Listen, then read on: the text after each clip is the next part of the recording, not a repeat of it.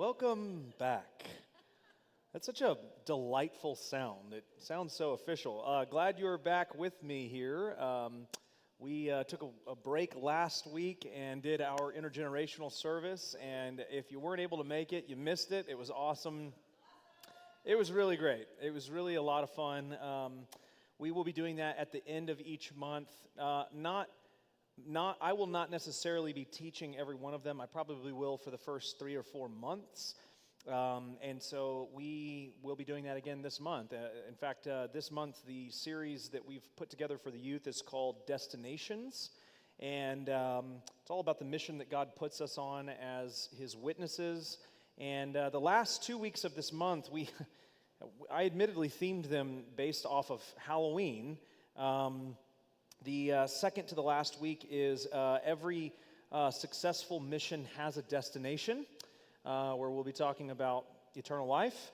Every abandoned mission also has a destination. And I thought, what more fitting thing to talk about at the end of October near Halloween than hell? So it is a doctrine that needs to be discussed, and Jesus talks about it a great deal.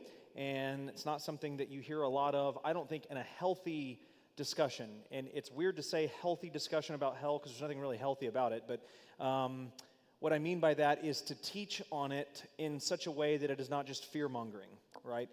Which is not helpful. And so I'm looking forward to that. If that's a doctrine that you are not very familiar with, then I would encourage you to come at the end of this month. Last Wednesday, I'll announce it a couple weeks beforehand, and then definitely the week before as well. We'll be teaching in the youth again, get to know some of our students. It was a really amazing environment on last Wednesday, and it was really cool.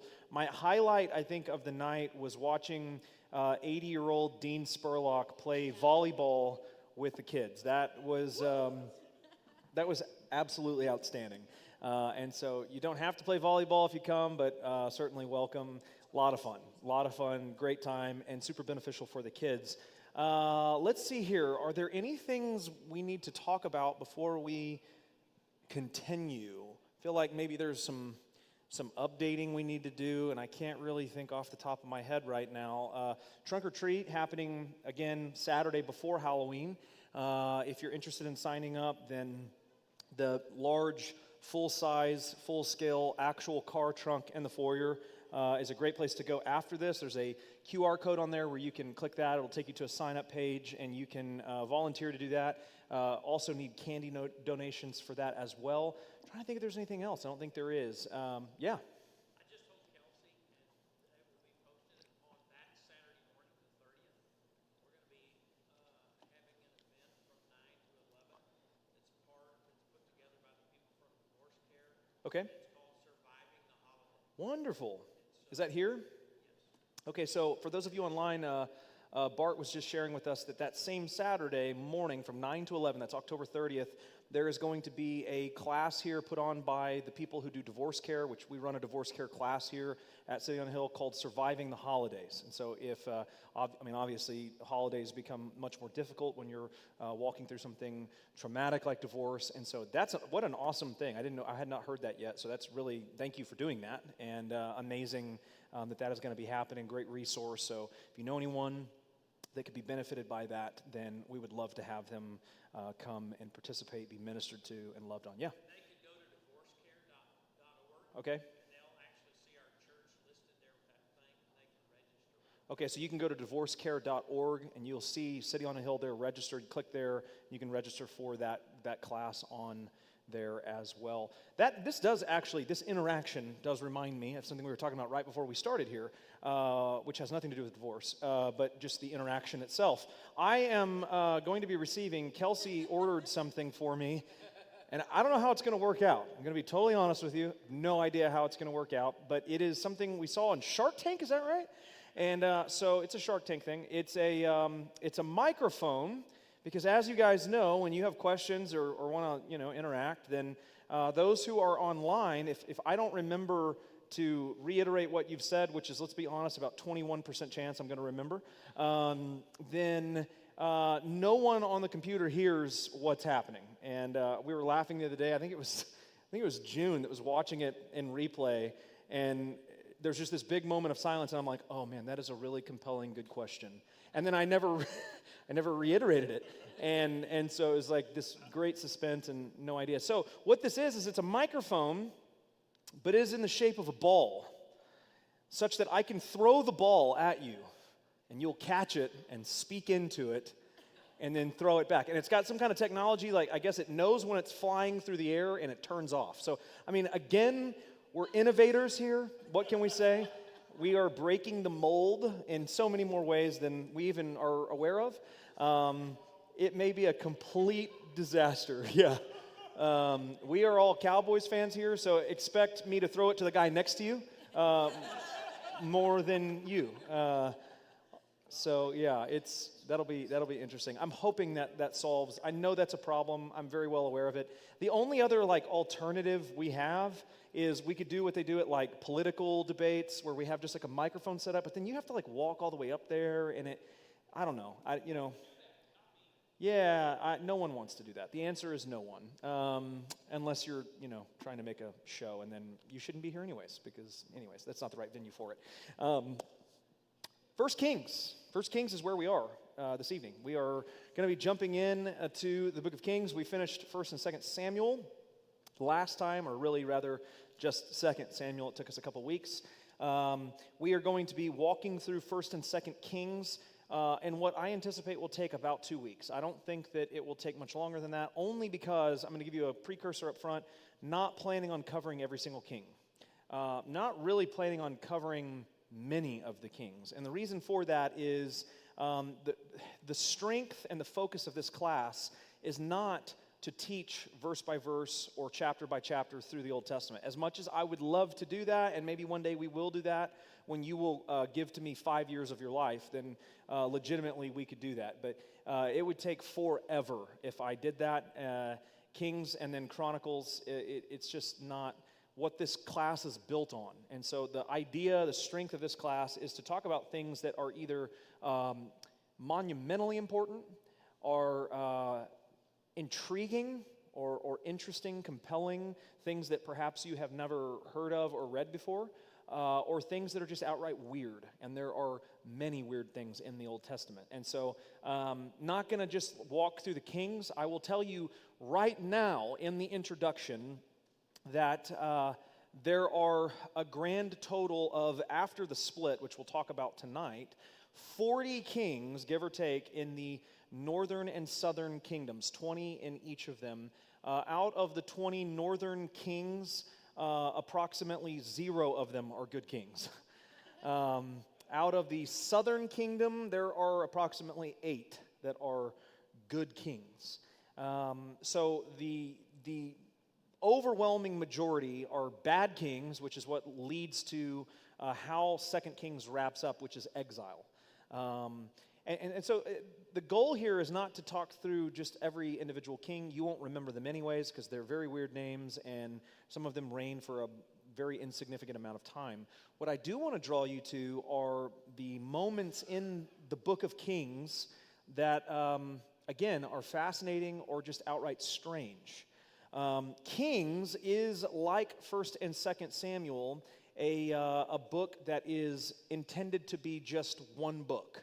So if you remember, I said when we began Samuel that 1st and 2nd Samuel is actually known as 1st Kingdoms in the Jewish Bible, and that 1st and 2nd Kings is known as 2nd Kingdoms in the Jewish Bible. They are a 1 and 2 part set, and the books themselves we divide up because they're very long, but in the Jewish scripts, 1st and 2nd Kings is just one book. Same with 1st and 2nd Chronicles. It's just called the Book of the Chronicles. And we'll talk about that after we obviously finish Kings. So, Kings is a rather lengthy book. There are a lot of, I don't know what you would call it, there are a lot of points of emphases in this book, but there is an overall structure that I want you to give. But a precursor to this is that Kings seeks to establish a fulfillment of something that God promised in 2 other places prior to this in the Old Testament. So one comes out of 2 Samuel 7, God promises to establish a messianic king who will rule over the nations. Messianic, remember, in the Old Testament is just an anointed king, the anointed king. It's the same word for Messiah, Christ, anointed, same concept. And so Kings gives us that promise, that fulfillment. Beyond that, it also seeks to fulfill something that God promised in Genesis chapter 12 with regard to Abraham. The kingdom is united. The kingdom is in its fullness. Things are going well, all right? David has done the job well. He has served as the ideal, prototypical messianic king that is going to set up the expectation for the coming Messiah. And things are well. By the beginning of this book, things go south rather quickly. There is an outline I've given you here. So 1 Kings 1 through 11 is essentially centered around Solomon's reign. And the focus here is on Jerusalem. So Jerusalem is the central part of the first 11 chapters. Of course, Jerusalem is the capital city of the kingdom. It's where the temple is located. And so it makes sense that this is going to be kind of where like most of the main action takes place. It also ends, I want you to look at the very end, 2 Kings 18 through 25 is really centered around Jerusalem as well, except for this time it's Jerusalem's demise and into Babylonian exile. So we have a focus on Jerusalem in the beginning, and at the end is also a focus on Jerusalem. It's all the stuff in between that sort of fleshes out how we get from things are going well to now we're going to Babylon, okay? 1 Kings 12 through 16 is where the big split takes place, and we will talk about that tonight. The kingdoms divide because of something that takes place with Solomon. 1 Kings 17 through 2 Kings 8 really establishes the long succession of kings that follow Solomon and their very tumultuous relationship with the prophets. So this is where the prophets begin to show their face in 1st and 2nd Kings. Primarily, you get Elijah and his protege named Elisha. Right, yes, it's almost the same. Elijah and Elisha. Very, very helpful and also confusing, I imagine, for the people during that day. And there's some cool things about Elijah and Elisha that we will maybe touch on. We'll definitely touch on tonight. There's a couple of stories that I've highlighted here that I think are fascinating. Some things that I'll say about them when we get there. And then 2 Kings 9 through 17 is really all the things that are leading up to Judah's demise into Babylon. Just some bad choices that are made. There are some good kings spread throughout there, Josiah, Hezekiah, but then right in the center of those two is King Manasseh, who is not a good king. Very, very nasty guy. Nasty Manasseh. I don't know, that kind of has a nice flavor to it. That was not in the notes. We'll begin with how Solomon comes into the throne. And of course, if you have questions at any point throughout this, then just raise your hand, and I will ignore you till I'm ready to answer. How about that? 1 Kings 1 and 2 is where we will be beginning. David is found in the beginning of this passage as very old. He is at the end of his life. Starting in verse 1, it says, "Now King David was old and advanced in years, and although they covered him with clothes, he could not get warm." So the mighty King David, the warrior who can slay, thousands. He slays Goliath. He's this incredible, powerful figure that is unstoppable. And man, no one is like David. And here he is cold and so old and frail that not even blankets make him warm. Very interesting, different way of seeing David. Therefore, his servant said to him, this is going to sound a lot worse than it is in actuality, all right? "Let a young woman be sought for my lord the king, and let her wait on the king and be in his service, and let her lie in your arms, that my lord the king may be warm." So they sought, of course, for a beautiful young woman throughout all the territory of Israel, and found Abishag the Shunammite. Now let's just be honest, for as beautiful as she is, pretty ugly name, right? Abishag, I don't know. "And brought her to the king. The young woman was very beautiful, and she was of service to the king and attended to him, but the king knew her not." All right.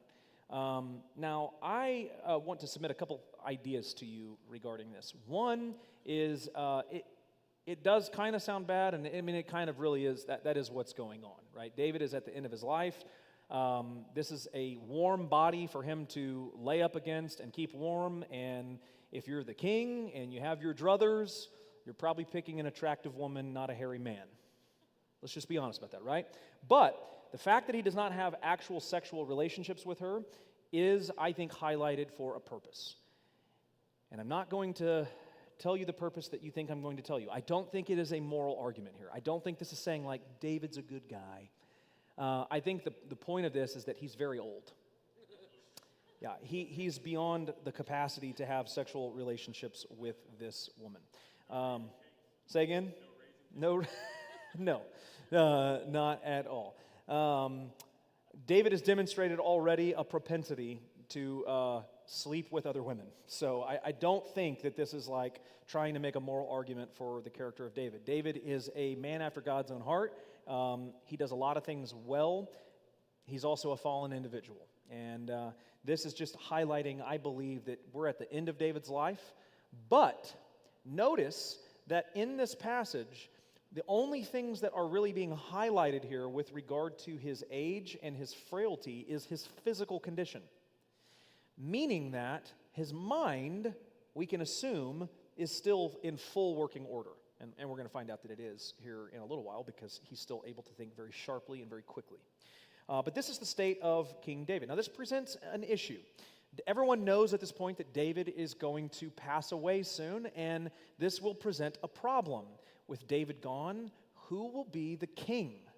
David has been a very good king. He has brought unity and harmony and peace to the kingdom for a very long time. And so the next king is something that is going to be on the forefront of people's minds as he climbs in age, because we need to know that the next guy is also going to be a really great king. It can't just be anybody. And remember the way that both David and Saul came to be king. They didn't vie for the throne. Even Saul is not good of a person as he was. It's not like he was out to get the throne. It's that the people chose him and God anointed him through a prophet. Remember that? That was the whole role of Samuel. Samuel is there to confirm the choice that God has set before the people and then anoint him and present him to the people as king. Think Rafiki in The Lion King, right? He's the Rafiki figure, all right? All of a sudden, we're thrust into this new narrative where there is a person by the name of Adonijah. It is one of David's sons. In fact, it is David's eldest son at this point. Absalom has died by this point. He dies in 2 Samuel. Amnon has also died because Absalom killed him for essentially raping his sister. And so the third now in line, Adonijah, is vying for the throne. And he begins to set up this very ornate political maneuver to put him in position to take the throne. David has not yet died. I will summarize a little bit of what's going on here, but essentially what happens is Adonijah begins to form powerful political alliances within the kingdom that will hopefully ensure him a place on the throne. And he positions himself with two individuals who have a very long history and are very important in this narrative. One of them is named Joab, the son of Zeruiah, and the other is Abiathar, the priest. Abiathar is the religious power. Joab is the military power. Joab is an interesting individual. He's the commander of the armies of Israel, so he's a very powerful figure. He has already been seen at least twice in 2 Samuel doing things that do not bode well for his character. So while he is a decorated military individual, he's the one that takes back Jerusalem. He's the one that does a lot of very important things under David's command. He is also not a guy who has on his own account good character. And that is evidenced by particularly two things that he does. One, he kills two individuals out of basically just pure vengeance, just a personal beef that he has with these two guys. Although it could have been interpreted to be good for the state, it was very clearly motivated by his own personal reasonings. The second thing that makes Joab not a good individual is that if you remember, he's the one that actually kills Absalom, even though David tells him to spare his life. So this is a guy who has been shown to be both politically powerful, powerful on the military side, and especially dangerous, willing to kind of do whatever it takes and whatever he desires in order to ensure his own success. And this is the person that Solomon has formed an alliance with. Kelsey, that's not until the next chapter. We'll get to, you don't even see it. Okay, never mind. The other person is Abiathar the priest. And the priest is, of course, for the obvious reasons, a very powerful individual just from the vantage point of the religious ceremonial practices of Israel. And so these are two guys that are pretty handy to have in your back pocket if your plan is to establish yourself as the heir to the throne. But there are a couple of individuals who do not follow Adonijah and are not brought into the circle. Verse 8 says, "But Zadok the priest, and Benaiah the son of Jehoiada, and Nathan the prophet, and Shimei and Ray, and David's mighty men were not with Adonijah." So while he has some political alliances that are very important, he does not have the so-called round table yet, right? That is, by the way, Arthur, not the Bible, just so we're not confused. Adonijah sacrificed sheep, oxen, and fattened cattle by the serpent stone, which is inside En Rogel, and he invited all of his brothers, the king's sons, and all the royal officials of Judah, but he did not invite Nathan the prophet, or Benaiah, or the mighty men, or Solomon his brother. So that's interesting. First time we see Solomon. Solomon is not invited. Now notice that all the other brothers are invited. Why would they be invited to this particular dinner?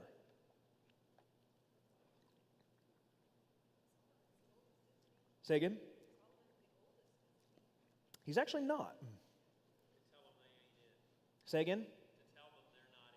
Yeah, or probably, I would imagine probably for them to tell everyone else that they're not it. I imagine that Adonijah had worked it out such that their public appearance would include a public resignation to their claim to the throne. Now, we have to be very careful about this, that we don't read into, I mentioned Arthur and just the whole kind of knights and kings understanding that we have, either from folklore or movies or, pop culture, whatever. At this time, there was no, rule that the eldest born became the next king. That's not a thing in Israel. There's no established clause for that. There's no established clause, really, for how you get the next king. What we know is that God at least tells us he insists on or intends to put Davidic rulers on the throne. So it seems like at the bare minimum, you need to be an heir of David. But beyond that, the age isn't really a super important aspect of this.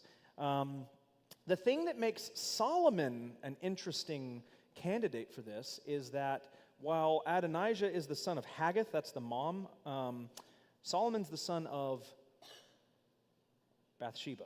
Yeah, and David loves Bathsheba. So, definitely sets up a little bit of a rivalry here. Now, there are a couple things we can say. For one, it's highly unusual to set up this sort of coronation meal before the king has died.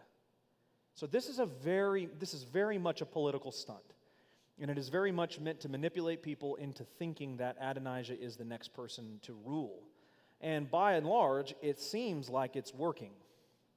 It seems really, really good. He's sacrificing. He's got this whole feast. There's going to be tons of food. All the important people are there. Joab's there. And he the guy that took Jerusalem? Yeah, and he killed Absalom too. Wow, he's like a military hero. And Abiathar's here. He's the priest. So, this must be legit because when David dies, Abiathar, the priest, will be the one that anoints him. So, because we don't have a prophet anymore. Oh, wait, but we do have Nathan. Where's Nathan at? Why isn't Nathan here? So these are the kinds of things that would have been going through the minds of people, right? But by and large, it seems like it is probably working. That is until Nathan says to Bathsheba, this is verse 11, "Have you not heard that Adonijah the son of Haggith has become king, and David our Lord doesn't know it? Now therefore come, let me give you advice that you may save your own life and the life of your son Solomon. Go in at once to King David and say to him, 'Did you not, my lord the king, swear to your servant, saying, Solomon your son shall reign after me, and he shall sit on my throne? Why then is Adonijah king?' Then while you are still speaking with the king, I also will come in after you and confirm your words. You can almost hear like, okay, at that point I want you to fake sneeze. And when I hear you sneeze, then I'm going to come in, oh, hey, am I walking in on something? Right? This is just so perfectly worked out. And so Bathsheba goes to the king, who is in his chamber, now very old, and Abishag the Shunammite was attending to the king. And Bathsheba bowed and paid homage to the king, and the king said, what do you desire? And she said to him, my lord, you swore to your servant by Yahweh your God, saying, Solomon your son shall reign after me, and he shall sit on my throne. And now, behold, Adonijah is king, although you, my lord the king, don't even know it. He has sacrificed oxen, fattened cattle, and sheep in abundance, and has invited all the sons of the king, Abiathar the priest, and Joab the commander of the army, but Solomon your servant he hasn't invited. And now, my lord the king, the eyes of Israel are on you, to tell them who shall sit on the throne of my lord the king after him. Otherwise it will come to pass when my lord the king sleeps with his fathers that I and my son Solomon will be counted offenders. Now, why would they be counted offenders? Because they pose a threat. Solomon's a threat to Adonijah, right? This is the kind of thought that you have as a royal leader. If there is an heir to your throne, your seat at the throne, they pose a threat. Because they may be your friend, they may be your buddy, you may have used to play racquetball with them in the kingdom courts or horseback, whatever, but when it all comes down to it, if they have a shot at king, I'll gladly cut that guy's throat, right? Because then I'm not just some random dude in the kingdom, I'm telling everybody what to do. So yeah, Solomon and Bathsheba both pose a significant threat to Adonijah and Haggith if Adonijah is going to take the throne. So this is what happens. Verse 28. King David answered, call Bathsheba to me. And so she came into the king's presence and stood before the king. And the king swore, saying, as the Lord lives, who has redeemed my soul out of every adversity, as I swore to you by Yahweh, the God of Israel, saying, Solomon your son shall reign after me, and he shall sit on the throne in my place, even so will I do this day. And then Bathsheba bowed with her face to the ground and paid homage to the king and said, may my lord King David live forever. And King David said, call to me Zadok the priest, Nathan the prophet, and Benaiah the son of Jehoiada. So they came before the king. And the king said to them, take with you the servants of your lord, and have Solomon my son ride on my mule, and bring him down to Gihon, and let Zadok the priest and Nathan the prophet there anoint him king over Israel, and then blow the trumpet and say, long live King Solomon. So you shall then come up after him, and he shall come and sit on my throne, for he shall be king in my place, and I have appointed him to be ruler over Israel and over Judah. And they agree. I'm going to cut it short a little bit. And so this is exactly what happens. Verse 39, there Zadok the priest took the horn of oil from the tent and anointed Solomon, and they blew the trumpet, and all the people said, long live King Solomon. And all the people went up after him, playing on pipes and rejoicing with great joy, so that the earth was split by their noise. Now, very loud celebration. Kind of like the neighbors on the east side of Fort Worth neighborhood I live in every single Saturday night. I'm not bitter. It's very loud. It's very, very loud. Lots of trumpets. So here's, I love that they say that it was so loud that the earth was split. Because what else is happening right now? The big dinner. Yeah. So they're celebrating. Adonijah's thinking, this is going all to plan. My brothers are they're gonna resign their claim to the throne, and I've got all these people convinced that I'm the guy and it's all going to work out well, and you can just imagine the kind of rumbling of the celebration. And people come in and say, it says in verse 41, what does this uproar in the city mean? And while he was still speaking, behold, Jonathan, the son of Abiathar the priest, came, and Adonijah said, come in, for you are a worthy man, and bring good news. Yeah, bring in Jonathan. I like Jonathan. And he says, no, for our Lord King David has made Solomon king. And the king has sent him with Zadok the priest, Nathan the prophet, and Benaiah the son of Jehoiada, and the Cherethites and the Pelethites. Those are the mighty men, by the way. Those are the bad dudes.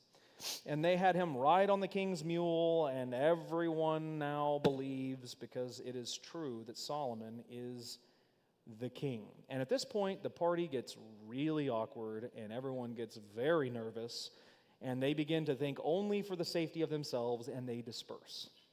Adonijah, of course, is terrified because he knows now that Solomon will almost certainly have him killed. And so he hides in the temple near the altar.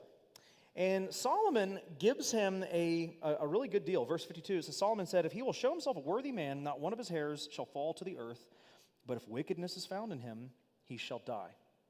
And so King Solomon sent, and they brought him down from the altar, and he came and paid homage to King Solomon, and Solomon said to him, go home, go to your house. So Solomon is wagering a deal with Adonijah.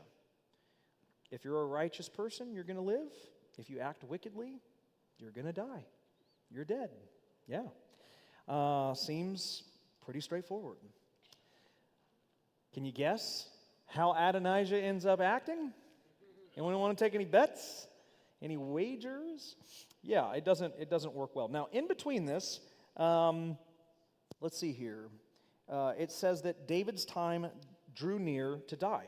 And he commanded Solomon his son, saying, I am about to go the way of all the earth. Be strong and show yourself a man, and keep charge of the Lord your God, walking in his ways, and keeping his statutes, his commandments, his rules, and his testimonies, as is written in the law of Moses. That's the Torah.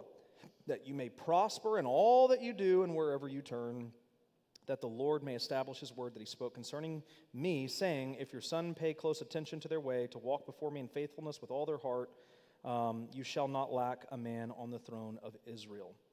So David's parting words to Solomon are very important because they're going to establish a pattern that David has lived by and that Solomon will actually fail in, which is live according to the Torah. Pay attention to the law of Moses. Be sure, Solomon, that you do what is written in there. Otherwise, it's not going to be well for you. We will get to that here in a little while, why that goes bad. But verse 10 of chapter 2, then David slept with his fathers and was buried in the city of David. And the time that David reigned over Israel was 40 years. He reigned 7 years in Hebron and 33 years in Jerusalem. Remember, Hebron was his initial reign before he establishes himself as the unified king. Hebron's in Judah. Jerusalem is where he moves the temple, all of the things to. Not really the temple, but the tabernacle. And it's the capital city. And so now we're back to Adonijah. This is verse 13. Adonijah, the son of Haggith, came to Bathsheba, the mother of Solomon, and she said, do you come peacefully? And he says, peacefully. And then he says, I have something to say. And she said, speak. He said, you know that the kingdom was mine, and that all Israel fully expected me to reign. Very, very bold thing to say. However, the kingdom has turned about and become my brother's, for it was his from Yahweh. Okay, well, that's a little better. Seems a little more humble. He's at least recognizing. And now I have just one request to make of you.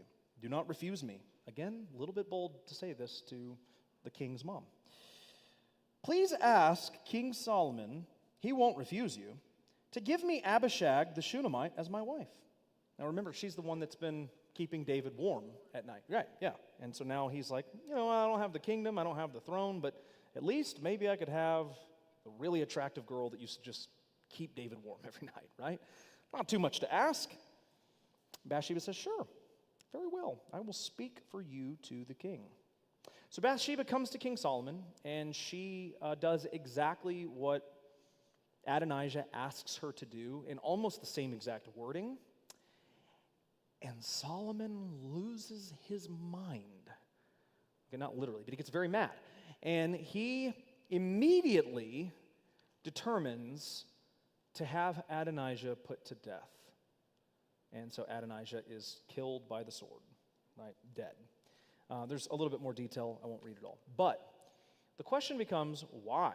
Why does Solomon react so harshly? What is it about this? I mean, all he said was, if you'll live righteously, then you'll live, and if you're wicked, you'll die. It doesn't seem super kosher to ask this of Bathsheba, but it certainly doesn't seem unrighteous. I mean, he's just asking if he can marry this woman, right? Except, dun dun dun, there is a clause in the Torah that the concubine of the king, if someone marries her, ends up with the authority of the king after he dies. So Adonijah recognizes there's a little bit of a loophole here. Maybe Solomon isn't aware of this, but if I can marry Abishag the Shunammite, who has been essentially a concubine for David, even though they didn't have sexual intercourse or relationships or anything like that, she's still a concubine of his, and if I can marry her, then I will by law have authority over the kingdom. I mean, it seems like a pretty sweet plan, except for Solomon's very aware of what he's trying to do, which is why he instantly has him put to death, because he realizes Adonijah isn't ready to give up his claim to the throne at all. He's still vying for it. He still poses a threat to Solomon's life and the commandment of God through David to make Solomon king. I bring all that up because chapters 1 and 2 read very dramatically, and I think they're meant to be read dramatically. They're meant to be read with political and military tension. They're meant to be understood as a moment of crisis within the kingdom. And it seems like after David's plan is hatched, that all things have kind of been worked out. Solomon's king, right? There is nothing really else to worry about. And Solomon, being a seemingly Davidic-like figure, is merciful to Adonijah. Remember, David exemplified over and over again mercy towards those who were trying to harm him. And here, Solomon does the same thing, albeit with some things attached to it. You have to live righteously. If you live wickedly, you will die. He doesn't say how. He doesn't say why. He doesn't give any qualifiers. It seems pretty straightforward. And so it seems like kind of the end of the story. And then it's a strange request, but she is attractive, and, she's been in the palace, and so she's kind of somebody who knows things that are, of royal value or whatever. And so it doesn't seem like that out of place of a request for Adonijah to make unless you understand the implications of it.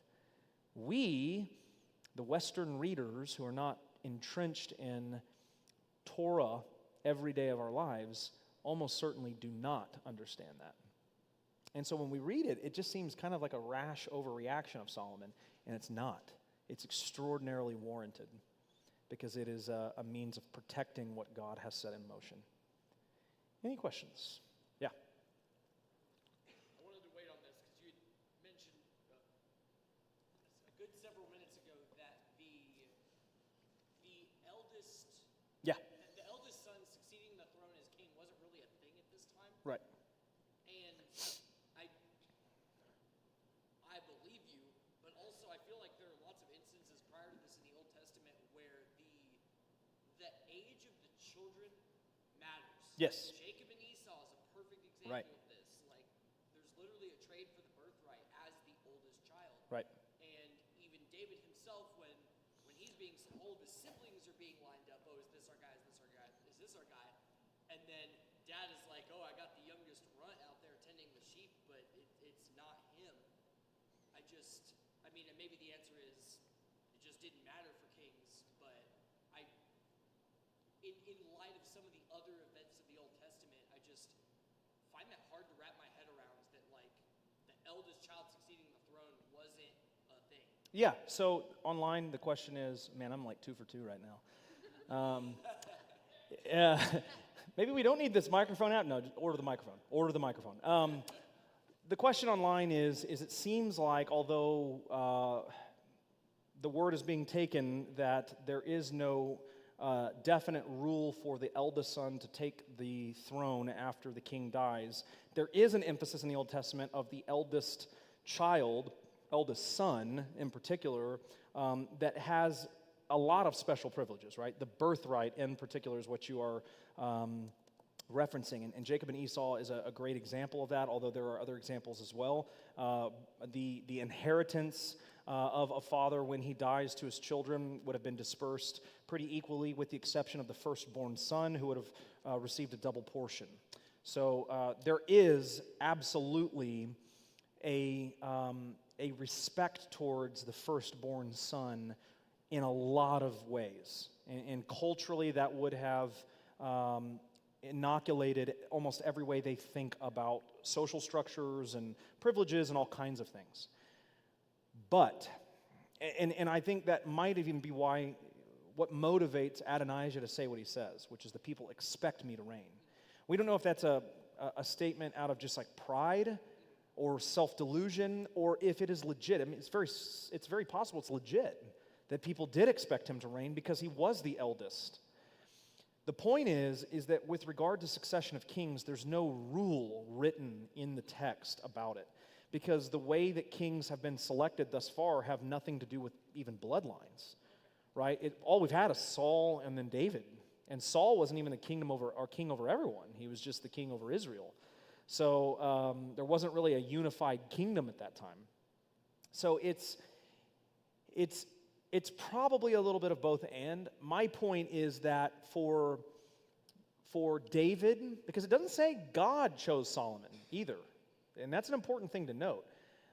It says that David chooses him. Now, David is the Davidic ruler who we can trust is making a decision that is in line with God's plans, and God seemingly protects Solomon, and of course in chapter 3 we're going to find out gives him a lot of really amazing things. So it doesn't seem like it's flying in the face of God's plans here, but the point is in the Jacob-Esau scenario, for Jacob to get the birthright and the inheritance was a problem. Now, God chose it to be that way. He ordained it to be that way for that instance, but that's what makes the situation so unique, is that it's not through the eldest, it's through the youngest who's going to receive the birthright through this weird act of like manipulation, and it seems like Esau was just really hungry, wanted a bowl of soup, right? Very weird turn of events that lead to that. So as a reader, when we read that, we're thinking to ourselves, this isn't how it should be. It should be Esau. It should be not David. It should be whoever. In this example with succession to kings, we can't make that argument because there is no should be, because there is no rule. It's just who God chooses and who a prophet anoints, which is why Nathan is present here. So it says that Zadok the priest is the one that replaces Abiathar. By the way, just a spoiler, Joab and Abiathar knocked off. It's kind of like an episode of The Sopranos, like all the major players are just taken out, right? Solomon comes in and cleans house. And so Abiathar is gone, Zadok replaces him, and Nathan the prophet is there to anoint, because again, a prophet is typically present to anoint a Davidic king. It's just how it goes.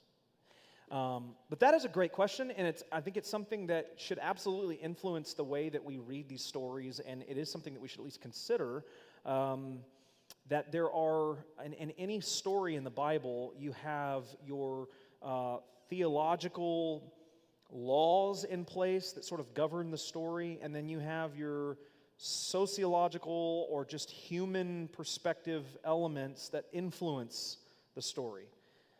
And the theological laws are binding, they are what they are, but the social context matters a great deal in how we read these stories and how we understand them. And so, yeah, I think we are meant to read into this a little bit of drama. This looks like a takeover. It looks like a coup a little bit. It feels off. It feels weird. There's behind-the-scenes, closed-doors conversations happening, right? There's these exchanges of power that are, it feels like a movie almost. And we're meant to read that way. We're meant to read that way. Adonijah had some cred, probably because he was the eldest son, but that didn't give him a right theologically to be the king. Yeah. Any other questions on that? Okay. Well, good enough. 1 Kings 3, 1 and 2. This is a pretty quick one, but it sets up something that I think is very important. Solomon made a marriage alliance with Pharaoh, king of Egypt. How do we feel about that? That doesn't seem good. Egypt is typically not a good place, and Pharaoh, typically not a good man. He took Pharaoh's daughter and brought her into the city of David until he had finished building his own house and the house of the Lord and the wall around Jerusalem, and the people were sacrificing at high places. However, because no house had yet been built for the name of the Lord. Okay, so that's just a quick little detail. Quick little thing sprinkled in here. We have a marriage alliance with Egypt. Kind of like one of the worst nations in the Bible. Solomon has just married that guy's daughter and said, let's be friends. If you remember back, we're going to go here in a little while, but I'll just prep you. Deuteronomy 17 gives you the list of qualifications for the kings of Israel. There is a clause in there about not doing virtually anything with Egypt. And I would assume virtually anything includes marrying Pharaoh's daughter, forging an alliance. So just keep that in the back of your mind. We'll come back to that here in a little while. Next portion, 1 Kings 3 through 15. This is the classic story of Solomon receiving what? Wisdom. Right. Solomon the wise. Solomon the wise. Verse 3. Solomon loved the Lord. So that's good. He's made an alliance with Egypt, but he still loves Yahweh. Walking in the statutes of David his father. Only he sacrificed and made offerings at the high places. That is, by the way, not a good thing. I haven't said really anything about that yet, but high places, that is not a good thing. Now, at this point, we're going to be a little more forgiving because the temple had not yet been built, but typically the high places in later Old Testament history are where idolatry takes place. So, not a good thing going on there. And the king, let's see here, the king went to Gibeon to sacrifice there, for that was the great high place. Solomon used to offer 1,000 burnt offerings on that altar. At Gibeon, the Lord appeared to Solomon in a dream by night, and God said, ask what I shall give you. And Solomon said, you have shown great and steadfast love to your servant David, my father, because he walked before you in faithfulness, in righteousness, and in uprightness of heart toward you. And you have kept for him this great and steadfast love, and have given him a son to sit on his throne this day. And now, O Lord my God, you have made your servant king in place of David my father, although I am but a little child. Now that's an interesting thing to say. It's very similar, by the way. You can make a note in your margin if you want, to Jeremiah 1:6. When God calls Jeremiah, Jeremiah says something very similar. I am but a small child. Solomon was young. He wasn't an old man here. He was a very young person. I do not know how to go out or come in, and your servant is in the midst of your people, whom you have chosen, a great people, too many to be numbered or counted for multitude. Give your servant, therefore, an understanding mind to govern your people, that I may discern between good and evil, for who is able to govern this, your great people? This is pretty awesome. It's a pretty cool moment. Solomon's saying, like, hey, I'm young. You've been really great to my dad, and now you've made me king, and I'm a kid, and this kingdom is huge, and I don't have a clue about most things. So give me a mind to know the difference between good and evil, between right and wrong, that I might rule righteously. My dad told me, if I'm going to do well, I got to follow your commandments and your statutes and all the things that you said, and so give me a mind that is able to do such as that. Verse 10. It pleased the Lord that Solomon had asked this. And God said to him, because you have asked this, and you have not asked for yourself long life or riches or the life of your enemies, but have asked for yourself understanding to discern what is right, behold, I now do according to your word. Behold, I give you a wise and understanding mind, so that none like you has been before you, and none like you shall arise after you. And bonus, but wait, there's more. I give you also what you have not asked, both riches and honor, so that no other king shall compare with you all of your days. And if you will walk in my ways, keeping my statutes and my commandments, as your father David walked, then I will lengthen your days. And look at verse 15. And Solomon awoke, and behold, it was a dream. And then he came to Jerusalem and stood before the ark of the covenant of the Lord and offered up burnt offerings and peace offerings and made a feast for all of his servants. So we're not led to think that this is like all in his mind. God certainly does this. But I think it is interesting that God comes to him and has this interaction with him through a dream. It's not that he's speaking audibly to him. It's not that he's having some kind of weird theophany where God is appearing to him. It is just merely that it seems like Solomon has dozed off, and God has come to him in a dream, a very powerful dream, and gives him exactly what he asks for plus more. The ability to know the difference between right and wrong, to discern, to have wisdom, unlike anyone that has ever lived or that will ever live after him. Now, I'm going to pause here for a minute, and we'll certainly talk more about the actual things that Solomon does. But I think this is such an important passage for us. I think this is such an important passage for Christians in particular to listen to and learn from, especially in our day and age. I mean, always, the Word of God is living and active and beneficial for all people at all times, but especially now, perhaps more than ever, in the post-Enlightenment sort of Western construct that we live in, the Solomon story is incredibly important for a variety of reasons, but namely that it properly positions wisdom where it should be. And here's what I mean by that. There is an idea, I think, in most Christians that wisdom is the thing that prevents us from making the wrong choices, right? That we ought to have wisdom, we ought to pray for wisdom, we ought to seek for wisdom so that we will not walk into error. And a strong biblical case can be made for this. I mean, Proverbs chapter 10, kind of echoing Proverbs 1 with a little bit different wording, says that the fear of the Lord is the beginning of wisdom. That rightfully understanding and positioning yourself under God is wise. It is an act of wisdom. It is an act of rightly applying knowledge. And that's really what wisdom is. It's just applied knowledge. You have knowledge that you learn, and then the application of that is wisdom. And so here's what's interesting about the Solomon story, is that Solomon's story clarifies for us that the possession of wisdom to know the difference between right and wrong is not the same as the ability to do what is right and not what is wrong. That is so important for you to understand that.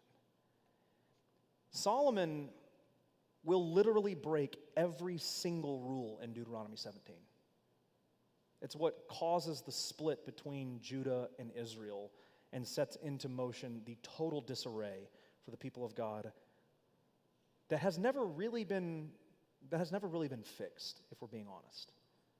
I mean, you have these moments of revival after captivity, and you have these moments of clarity. Ezra and Nehemiah will get there sometime next year. And now, God's people they're not even vested within Israel. He is creating a new person where there is no Gentile or Jew, no male or female, no slave or master, but just one person, a Christian, a nationless, genderless type of qualification for the people of God. Not that we don't have genders, but that it doesn't bear any, you know what I mean? That's such a loaded term now. You can't really say that. It's a massive, massive break for the people of God. And it is a direct result of the fact that Deuteronomy 17 outlines every single thing that is expected of the Israelite king, and Solomon does every single one of them wrong. The wisest man in the world, the man that has a mind unlike anyone that has ever lived or that will ever live after him, that has the incredible divine ability to know what is right and what is wrong, and yet he still chooses wrong every time. Every single time. So I say that to say that wisdom is important. We should absolutely desire wisdom. Christ is our wisdom, the New Testament says. So understanding the person and the work of Jesus in many ways is the answer to what is wise and what is not wise. So wisdom is a great thing, but do not be fooled into thinking that if you can just be a wise individual, that will somehow make you righteous. It doesn't. It doesn't work that way. Righteousness comes by faith, and that's it, not through wisdom. Wisdom is a gift. It's great. It's wonderful. It does not save. It never will. It never could. Even the most powerful, divinely given wisdom in Solomon leads to destruction. Yeah. Isn't it possible, Derek, that, when we strip the VeggieTales veneer off of the Solomon story, that it is perhaps the single strongest cautionary tale in 1100 I would agree. Because if this is the wisest human that ever lived, in just a few chapters, he's going to make Yeah. That's a sex act. Yeah. Literally. Yeah. I mean, I don't think many times we wrap our minds around 1,000 wives and 400 concubines. No, we don't. You think your family's a mess if you've been divorced. Okay, there's two wives. Right. Two dads. Yeah. And so if this is the wisest man that's ever lived, it seems to me that we lose in the romance. But here's a screaming cautionary tale that, Bart, you ain't all that. No. Agreed. That if it's not read that way, again, it gets romanticized in ways that not only devalue it, but give me room for pride. So online, Bart is talking about how Solomon is probably like the single most cautionary tale in all of the Bible because of exactly just what we said. If this is the wisest guy on earth, and he is capable of doing the things that he is about to do in these next chapters, then what does that say about us who can't hold a candle to the wisdom of Solomon, right? And so absolutely, I think this is the problem with treating these stories, and this is why I cover the stories that I cover in here. Because you need to understand and you need to feel the tension of these stories when they are propped up against your, like you said, VeggieTale understanding of the Old Testament. I really like that because it is true. Not to knock on the VeggieTales, some of their stuff is okay, but by and large, come on, man. I mean, yeah, that's a whole other discussion. If you like to, anyway, I can't go there. So justice for Larry. But the idea here is that if you skip these stories, and I think I'm very convinced that I think a lot of young people walk away from the faith because they're never exposed to these stories.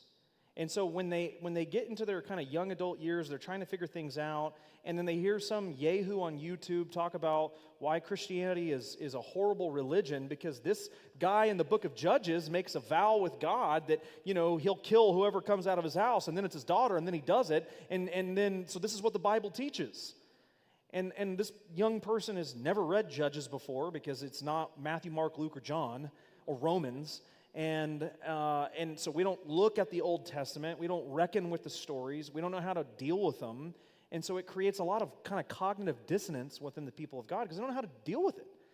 You know, we hear Solomon, the wise, Solomon, this wonderful man, and he wrote Proverbs. I love Proverbs. I do my morning devotional every day with Solomon's Proverbs, and wonderful. And then, yeah, you said 1,000 wives and 400 concubines. I mean, not to be like overly, honed in on the sexual aspect of this man, but just for a moment consider that if he were to have sex with each one of them, just one of them a day, it would take over 4 years to get through that list. That's unfathomable. That's not even possible, right? He is a crazy, messed up, and twisted individual, this Solomon. He's making political alliances with the worst, most evil kingdom in all of earth that God had to destroy just to get them out of there. And he's marrying the guy's daughter now? How is he capable of doing this? Because wisdom is not going to override your flesh and your dumb desires when they're not kept in check. Yeah.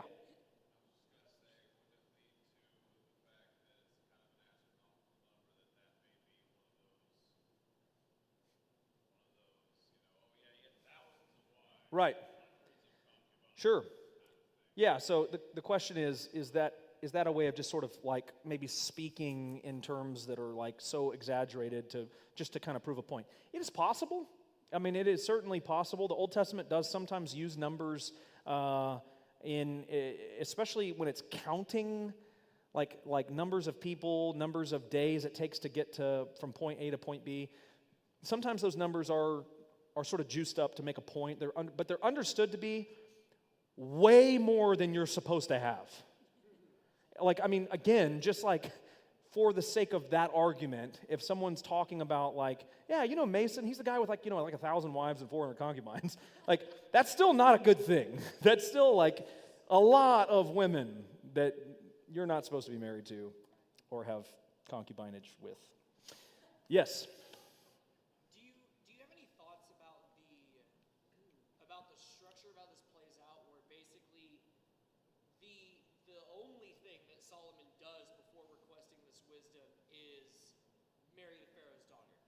not like he does this dumb thing and then gets wisdom and then stops doing dumb things. Right. It's just like it doesn't help him. So it feels weird to have this singular thing beforehand.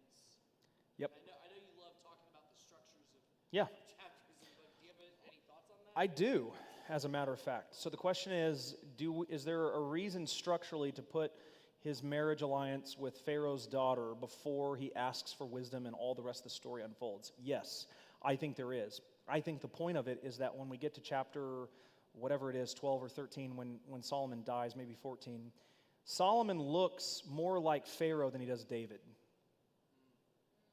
And that's a real problem for Israel.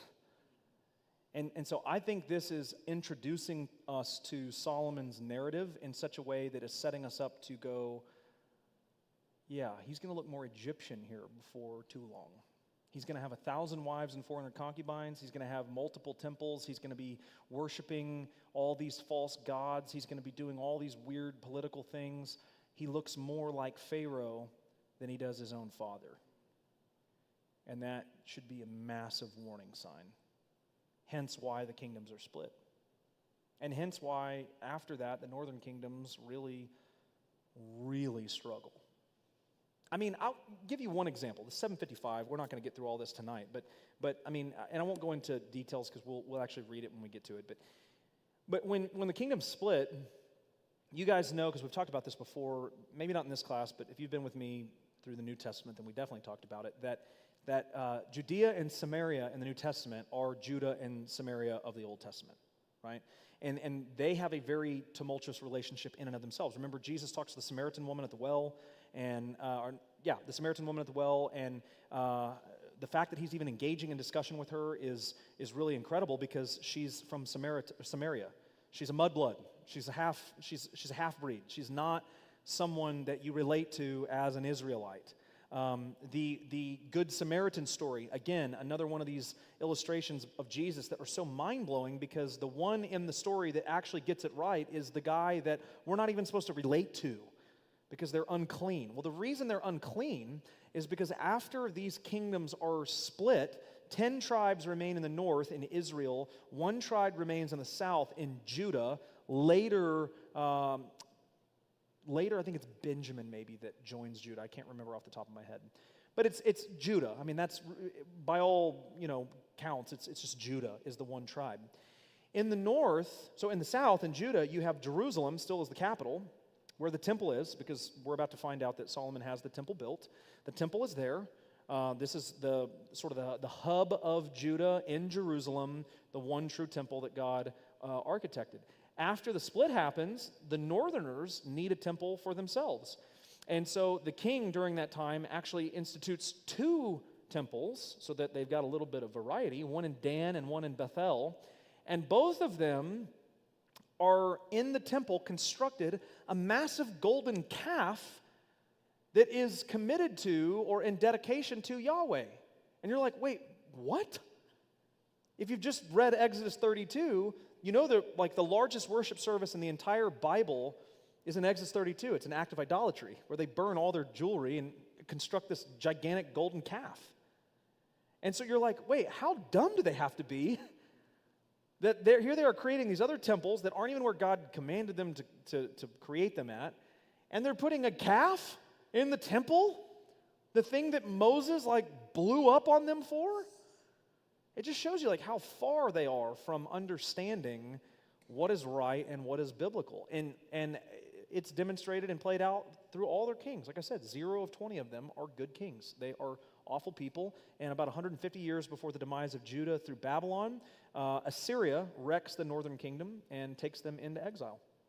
It's actually Asa. Is it Asa? No.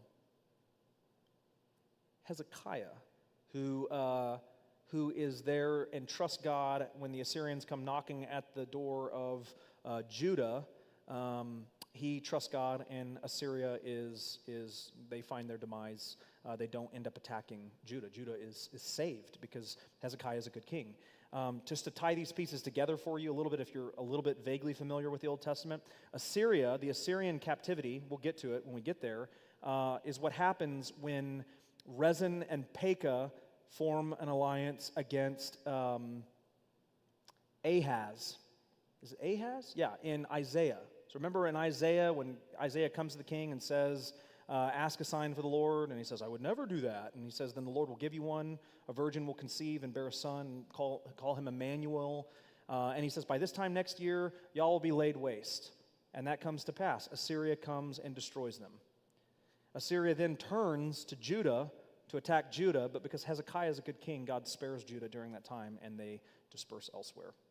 They're, of course, carried into captivity 150 years after that. So all that to say, these two kingdoms there's a lot of hostility towards one another, and because the northern kingdom is carried into captivity first through Assyria, those individuals, we find out, end up intermarrying with Assyrians, such that by the time we get to Jesus' age, Samaritans are no longer fully Jewish.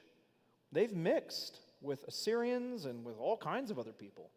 Hence why they're considered half-breeds. They're people that you don't have fellowship with because they're not pure blood. Interesting. Yeah? So basically the 10 northern tribes, they no longer exist even to today? That's correct. They're called the 10 lost tribes. That's how we refer to them in history. So it's just Benjamin and Judah are the only ones. Well, and even that is, so to be fair, really none of the tribes exist today. There's no way of knowing who is a part of what tribe, because when, after Jesus dies and is resurrected, sometime after that, if we put Jesus' death, burial, and resurrection in probably what was more likely 30 AD, traditionally it's always been 33, but scholarship now is pretty certain that it was probably more like 30 AD. It doesn't really matter. By 70 AD, Nero destroys the temple completely, razes it to the ground. And when that happens, all of the temple records with regard to tribal affiliation are destroyed with it. And I think, honestly, just as a side note, I think that was a part of God's divine plan. Because we don't need it anymore. There's no need for tribal affiliation. It sucks, it's sad, and that's not to like denigrate, a familial connection to your family or whatever, but I think it was an important thing because people would have continued to appeal to their line for a Messiah since they didn't accept Christ as theirs. And with the temple gone and the temple records gone, there's really no way of doing that now. How can you prove you're from the tribe of Judah? How can you prove you're from the Davidic line? You can't. There's no way. There's no way of counting for that. Yeah.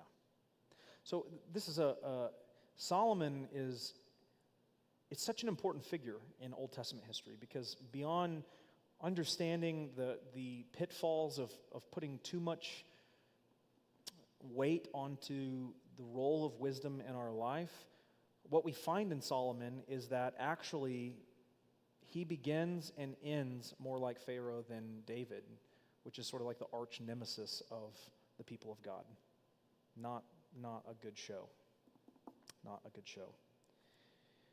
Let's see, do we have time? We do. We got 15 minutes. We'll do a couple of them. I'm going to wait for number 6 and on, probably till next time, because I think that one will take a little bit more time. I don't know, maybe. We'll see. Let's look at a test of wisdom. Number 4, 1 Kings 3, 16 through 28. So Solomon just prays for wisdom, and now we get to put it in action. I'll summarize this. I won't read it verse by verse, although we've got it up on the screen, so why not? Let's just do it.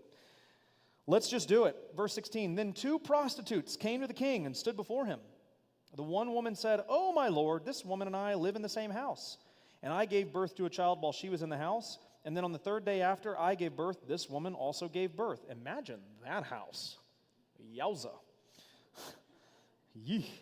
"And we were alone.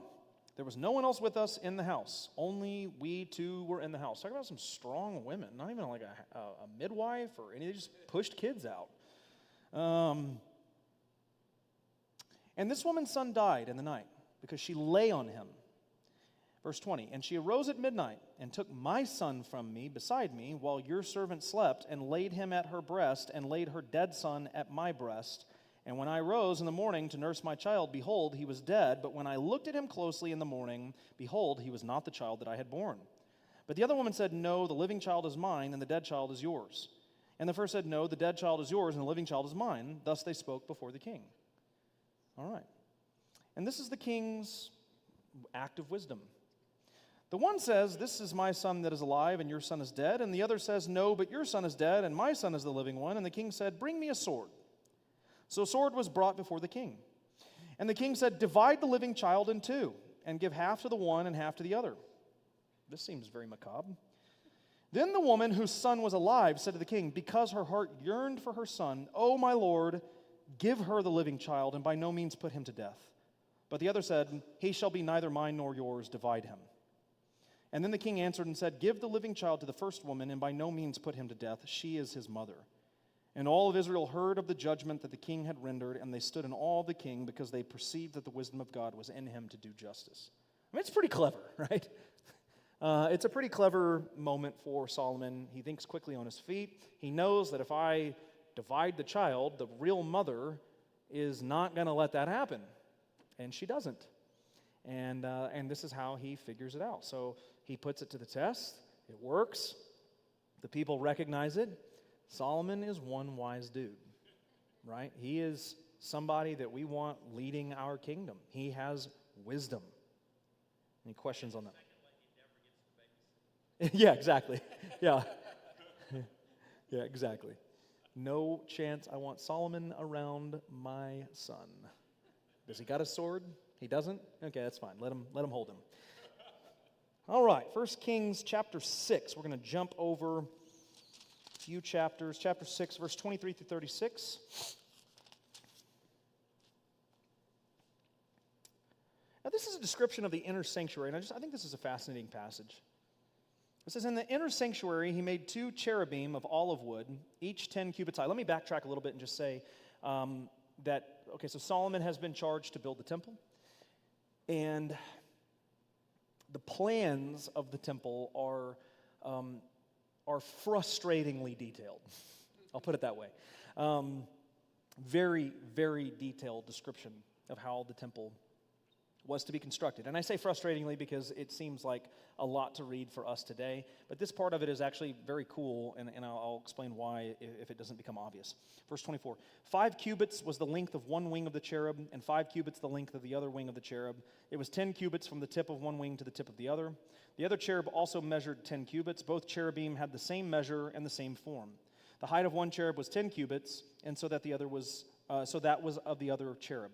He put the cherubim in the innermost part of the house, and the wings of the cherubim were spread out so that a wing of one touched the one wall, and a wing of the other cherub touched the other wall.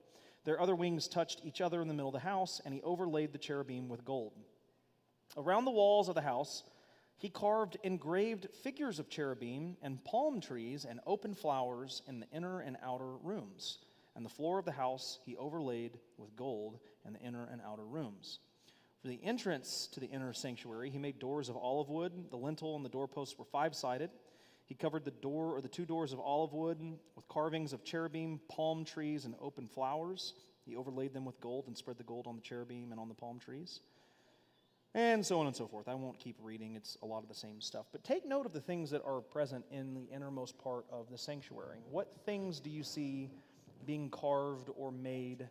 So palm trees is one of them.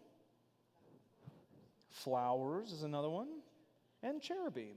Yeah, 3 things. Cherubim, palm trees, and flowers. Where else do we find cherubim, palm trees, and flowers? In the Garden of Eden.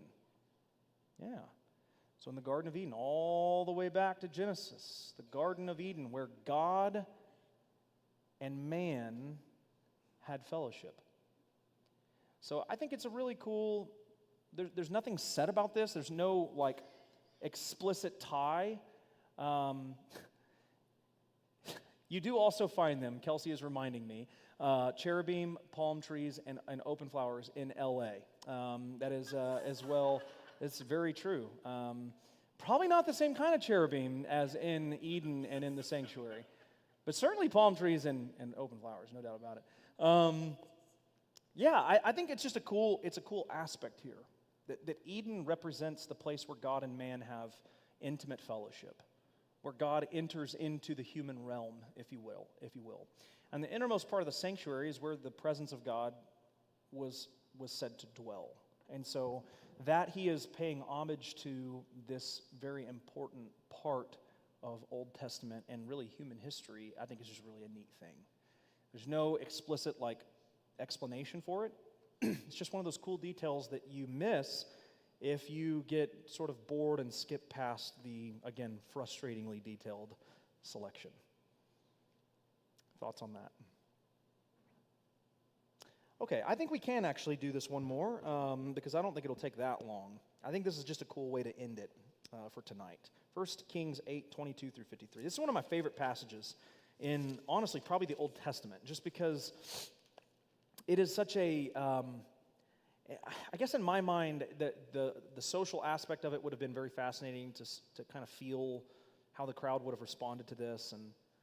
And there's something very interesting theologically about this passage as well that I will mention here after we read this. We won't read the whole thing, but what's happening here is that Solomon has built the temple, and if you know anything about, the way things should go in the social world, when you build a really impressive big building, you typically have a big red ribbon with giant scissors, and you have a big grand opening, right?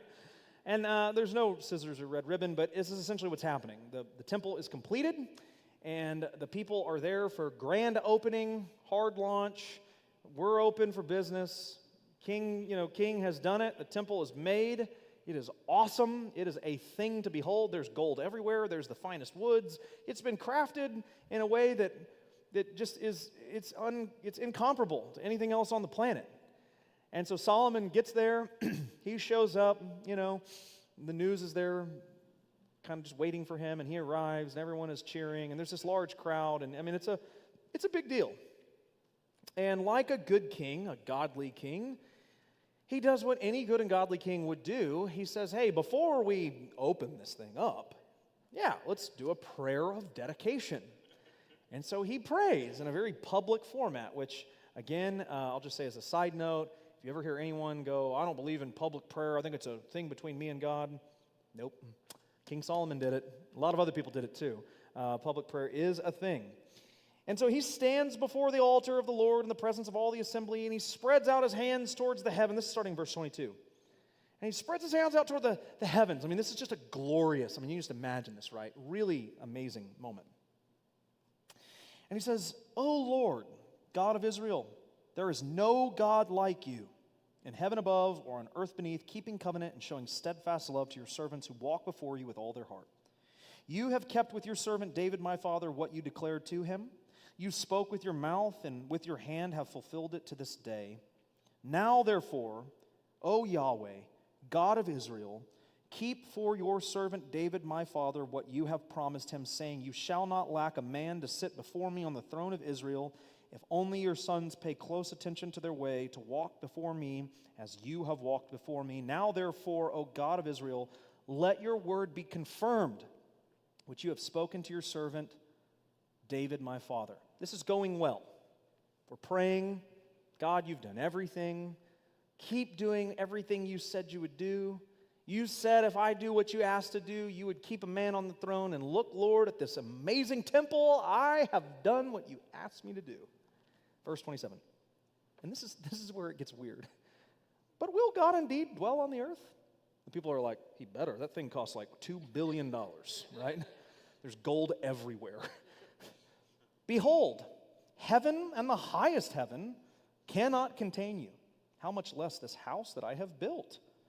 Yet have regard to the prayer of your servant and to his plea, O Lord my God, listening to the cry and to the prayer that your servants pray before you this day, that your eyes may be open night and day towards this place which you have said, my name shall be there, that you may listen to the prayer that your servant offers towards this place.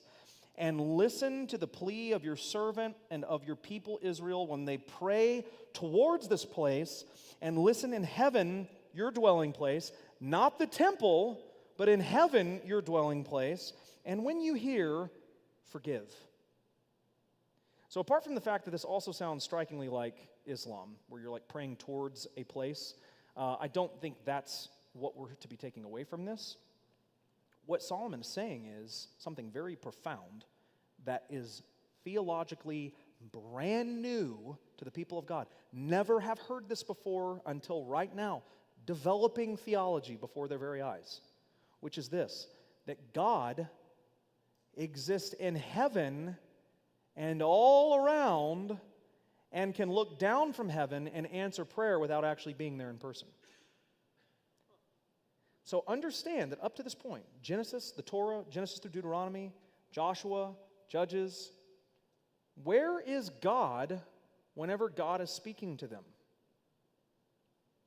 He's like somewhat present, either through a burning bush or a cloud or a pillar of smoke or fire or a prophet or whatever. It's like God is tangibly in one spot.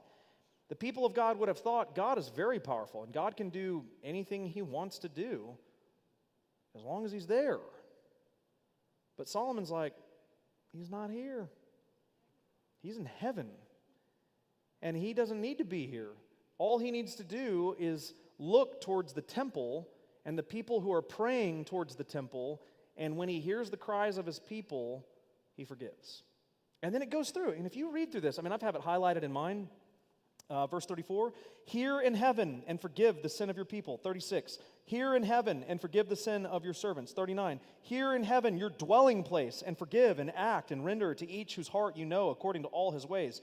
Verse 43, hear in heaven your dwelling place and do according to all of which the foreigner calls to you. Verse 45, then hear in heaven their prayer and their plea. Verse 49, hear in heaven your dwelling place, their prayer and their plea. It's over and over and over again. He is developing something incredibly shocking to the people of God. God lives in heaven. He doesn't even need to be here. Now He's going to show up, and this is, He told us to make this place His, but the people and their minds, they're like, this is where God is, the temple. This is where He is located. This is where He exists. And Solomon's like, this tiny thing? All of heaven and earth can't contain Him. He's so much bigger than that. But it establishes something else as well that is going to be very important with regard to New Testament theology, which is this, that the prayers of God's people are heard and forgiven, at least when it has to do with sin, when the prayer is oriented in juxtaposition to the temple. In other words, the temple plays a fundamental role in the way that God hears and forgives His people from heaven. Now that's an important role because who becomes the temple in the New Testament? Well, before that, Jesus. Jesus says, I will tear this temple down, and in 3 days I will rebuild it. And they believed He was talking about the real temple, and Jesus was like, no, I'm the temple. And actually in the Gospel of John, when you trace His journey, it's the same journey, give or take, as the tabernacle, which ends in Jerusalem, where the temple is located. And then after Jesus dies, He gives His Holy Spirit, and He says, you're the temple. So the people of God, as the temple of God, hold a responsibility, and we've talked about this before, as mediators towards the world. We are the go-betweens of God and the lost. It's why He sends us as witnesses to go and make disciples. We are given gifts of the Holy Spirit, gifts of the temple.